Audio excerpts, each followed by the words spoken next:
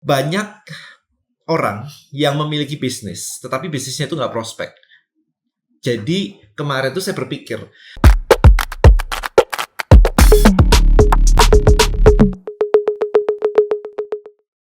Content Creator Black Book. Buat konten, hasilkan income. Temukan rahasianya di contentcreatorblackbook.com.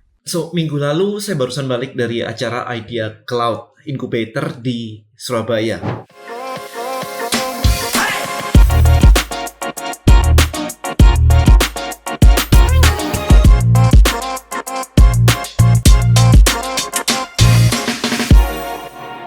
Jadi itu acara yang selalu ada di tiap sesi Idea Cloud. Jadi Anda datang ke Surabaya, kemudian ke pabrik-pabriknya Pak Hermanto Tanoko, ngeliatin Cleo, Avian, dan sebagainya. Dan kemudian ada sesi-sesi.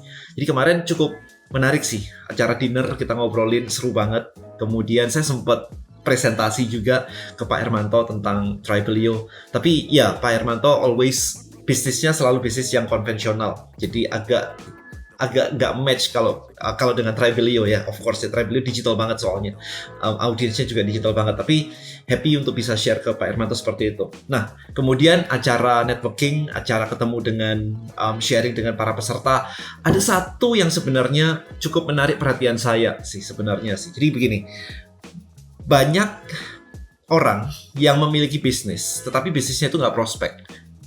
Jadi kemarin tuh saya berpikir, kalau kayak seorang karyawan kalau gajinya nggak cukup, maka dia kita bisa mengatakan dengan mudah, dia akan mencari pekerjaan lain dan pindah.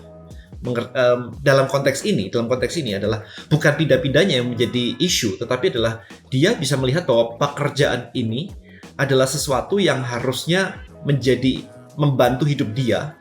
Jadi goalnya itu di hidupnya, ya. Jadi pekerjaan ini membantu hidup dia sehingga mencapai goal atau mimpi personalnya. Sehingga kalau misalkan income-nya nggak cukup, dia akan pindah, atau mencari pekerjaan lain dan sebagainya.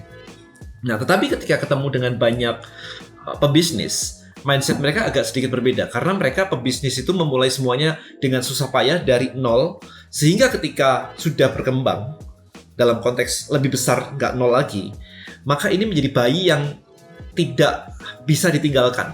Nah, ini menjadi pro and cons sebenarnya. Kenapa pro and cons? Karena sebenarnya pekerjaan itu adalah sesuatu yang bisa menjadi kendaraan. Ya, jadi pekerjaan itu adalah kendaraan yang membantu Anda mencapai ke mimpi personal Anda atau goal personal Anda.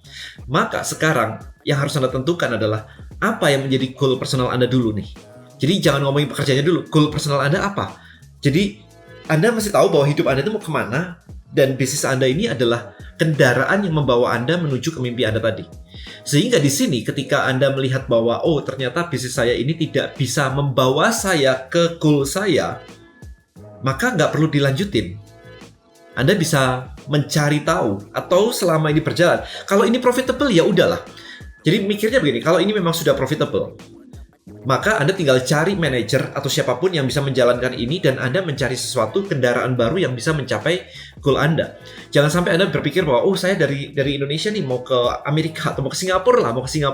Tapi Anda naik sepeda dan Anda merasa, ya saya maju kok, saya jalan kok. Ya tapi nggak nyampe-nyampe. Naik sepeda dari Malang ke Singapura. Kayak mau gimana caranya, ya kan? Atau mau naik sepeda dari Malang ke Amerika, ya mungkin nyampe berapa tahun lagi, mungkin kayak 50 tahun lagi gitu ya. Jadi ini cuman ilustrasi aja, nggak nyampe-nyampe. Sehingga kalau Anda berpikir bahwa saya mau time freedom, saya mau bisa mendapatkan sekian miliar sebagainya, tapi bisnis Anda nggak profitable, dan kayaknya nggak profitable, diterusin juga nggak profitable, ya Anda harus ganti bisnis. Atau kalau misalkan ya udah, saya punya warung cuma satu, saya nggak hobi masak sih, saya cuma punya warung satu, ya adalah income buat hidup adalah 10 juta, 20 juta, oke lah. Tapi nggak bisa menghasilkan miliaran.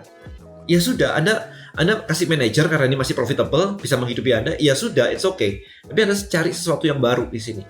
Jadi itu selalu diskusinya seperti itu sih kemarin di Idea Cloud. Jadi banyak banget yang challenge-nya adalah, sekarang gini, challenge-nya adalah kapan waktu yang tepat untuk menentukan bisnis Anda ini ditutup atau diperjuangkan. Nah, kemarin saya sempat nanya Pak Hermanto ketika sesi presentasi sama Pak Hermanto, saya sempat nanya, Pak Hermanto kan Cleo nih, itu tidak untung 5 tahun.